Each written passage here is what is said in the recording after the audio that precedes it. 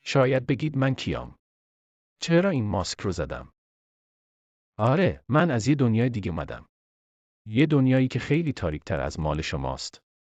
همه چیز از اون گذشته خیلی تلخ شروع شد. اون موقع 10 سالم بود. یه ابرقهرمانی زد خونمون رو آتیش زد. البته میگن اتفاقی بوده، ولی خب. اتفاق افتاد دیگه. همه زندگیم دود شد رفت هوا. آتیش نشونام منو از وسط خاکسترا کشیدن بیرون. بعدشم که رفتم یتیمخونه بچه‌ها هی مسخرهام میکردن. به هم میگفتن برن خاکستری. چون کل سر و صورتم پر خاکستر بود. این اسم مسخره دیگه اسمم شد. اسم کسی که دیگه به هیچ قهرمانی اعتماد نداره و میخواد قصه هاش رو تبدیل به کمیک کنه. هنوزم بعضی وقتا صدای اونا توی یتیمخونه توی گوشم هست. صدای خنده های بچهای همسن من. هنوزم اون فضای تاریک رو حس میکنم که احساسات منو کشت. اون آتش سوزی که دنیای منو تغییر داد. بعضی وقتا دنیای اطرافمون میگه ما کی باشیم. وقتی که بزرگتر شدم و پام رو تو جامعه گذاشتم، نمیدونستم باید چه کار کنم. نقش من تو این دنیا چیه؟ باید چه کار کنم؟ فقط میخواستم کار خوب انجام بدم، مثل داستانهایی که از ابرقهرمانهای دنیامون شنیده بودم. سعی کردم منم جزو اونا باشم. لباسهای متفاوتی رو امتحان کردم، اما بالاخره با طرح لباسی جدید شخصیتم رو ساختم. من به دنیای ابرقهرمانها وارد شدم و توی شرکتی به اسم رایز استخدام شدم. ما مسئول پیگیری باند بزرگ تبهکار بودیم. کارمون خوب پیش میرفت تا یه روز یکی از ابرقهرمانهای بزرگ از سازمان ZX اومد و تمام باند تبهکار رو به یه کپه یخ تبدیل کرد. یه دوستی داشتم که تو سازمان رایز همکارم بود. اونو پسر قرمز یا رد بوی صدا می‌زدن. اون دنبال همون ابرقهرمانه رفت و از اون روز به بعد من دیگه اونو ندیدم. ما به این جریان مشکوک بودیم و شخصی به اسم آماد رو برای جستجو فرستادیم. آماد مردی کت و شلواری بود که قدرتش نامرئی شدن بود. چرا هنوز لایک نکردی؟ انتظار داشتم لایک کنی و از من حمایت کنی. من میخوام با خاطراتم اولین کمیکام رو در اینجا شروع کنم. آماد در سازمان ZX مشغول جستجو شد. چند هفته از او خبری نداشتیم.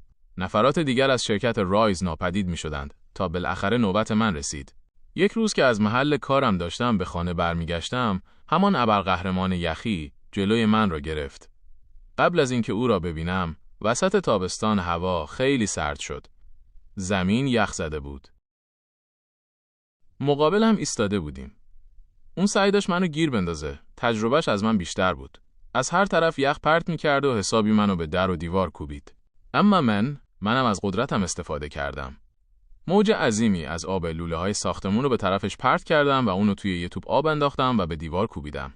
وقتی آب رو فشرده کردم و با سرعت فراسود به طرفش پرت کردم، باعث نابودی یک ماشین شدم.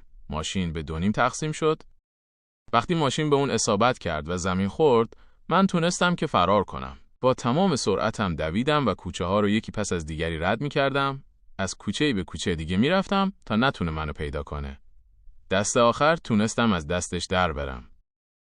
در یکی از کوچه های شهر نقش بر زمین شدم و بیهوش افتادم.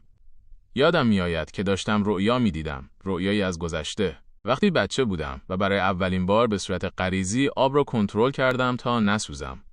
زمانی که آتش نشانها مرا پیدا کردند، از اینکه سالم مانده و نسوخته بودم شگفت زده شدند. وقتی بیدار شدم، آماد بالای سر من بود. آماد یادمه به من گفت که شرکت ZX از انسانهای معمولی و انسانهای جهش یافته استفاده می کند تا سلاح‌هایی درست کند که حافظ صلح باشند. آنها یک زندان و آزمایشگاه دارند که بر روی ژن انسانها تحقیق می کند. آنها از انسانها سلاح درست می کنند. به همین خاطر مرد یخی جهش یافته های شرکت رایز را برده است. من جواب دادم. رد بوی، رد بوی. چی؟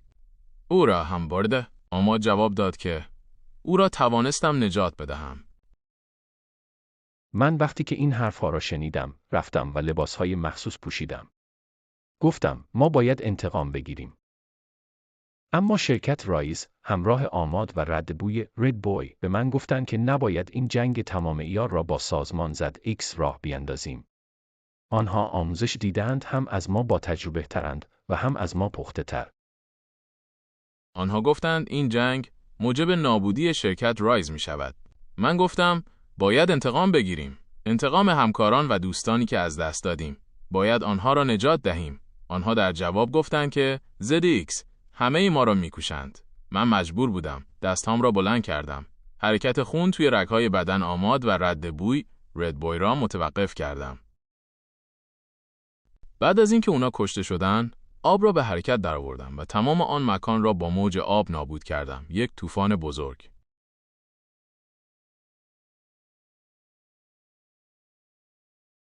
این داستان ادامه دارد.